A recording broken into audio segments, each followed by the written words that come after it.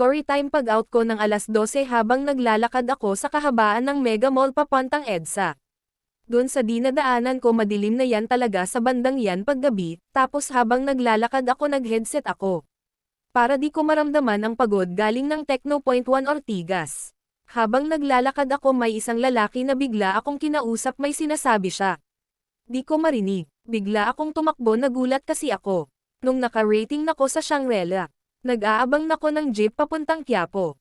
Pagtawid, naghintay ng pasahero muna si jeep sa Star Mall. Tapos maya-maya yung nakita kong lalaki na nagtanong sa akin sa Mega Mall. Sumakay at katabi ko pa. Di ko alam kung namumukhaan. Kaya ako niya tapos maya nagsasabi siya sa driver na. Sa Roosevelt daw siya ibaba di raw niya alam paano bumiyahe.